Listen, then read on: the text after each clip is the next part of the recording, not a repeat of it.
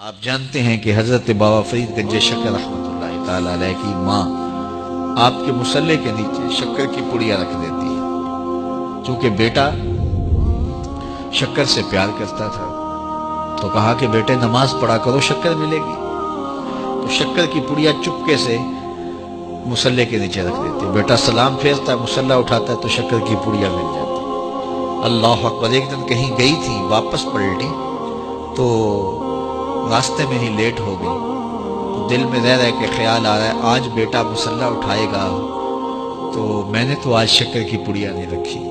پھر ماں جھولی پھیلا کے راستے میں دعا کرتی ہے، مالک فرید کی ماں کی محبت کی لاج رکھ لینا۔ اس نے یہ ایک طریقہ، ایک حکمت، ایک ہیلا کیا ہے اپنے بچے کو نمازی بنانے کا۔ مالک فرید کی ماں کی لاج رکھ لینا۔ واپس جب گھر پلٹی تو بچہ نماز پڑھ چکا تھا۔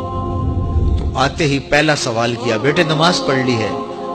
تو بیٹے نے کہا ہاں امی نماز تو پڑھ لی، لیکن کے بعد ماں کا دل دھڑکنے لگا کہ لیکن کے آگے یہ نہ ہو کہ آج مجھے شکر کی پڑیاں نہیں ملی۔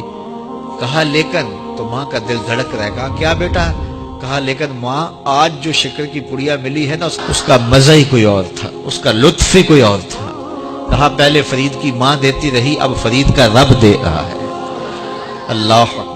اور امام غزالی نے لکھا ہے کہ ہر عمل پہلے ریا ہوتا ہے، پھر عادت بنتی ہے، پھر عبادت بنتی ہے۔ ہم پہلے دن ہی کسی کو ولی دیکھنا چاہتے ہیں، ایسا نہیں ہوتا۔ پہلے عمل ریا ہوتا ہے، پھر آہستہ آہستہ عادت بنتی ہے، اس کے بعد پھر عبادت بنتی ہے۔ تو پہلے اس کے مصلے کے نیچے پڑیاں رکھ دیتی ہیں ماں۔ کیا آج کی ماں بیٹے کے مصلے نیچے چاکلیٹ نہیں رکھ سکتی؟ آج کی ماں اس کو نمازی بنانے کے لیے کوئی اس کو لالچ نہیں دے سکتی، کوئی ذریعہ اختیار نہیں کر سکتی؟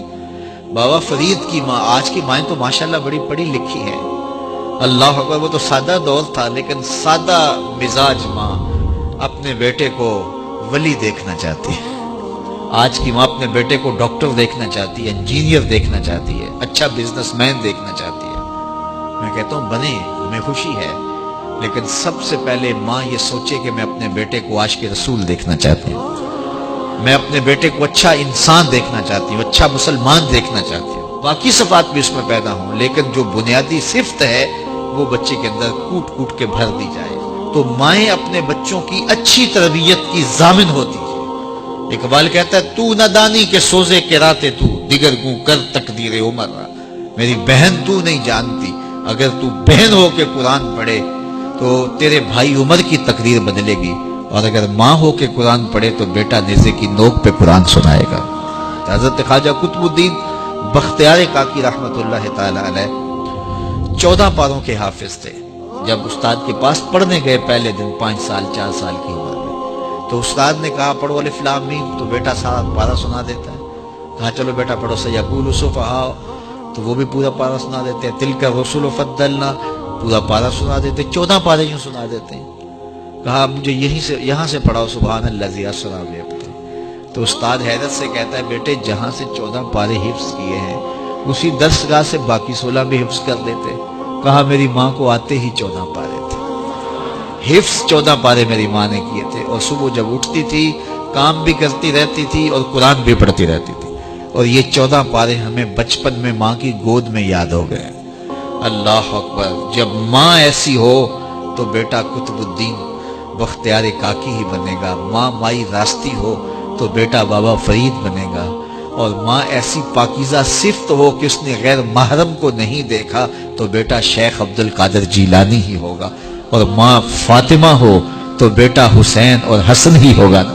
تو ماں باپ کی صالحیت کے اثرات مرتب ہوتے ہیں۔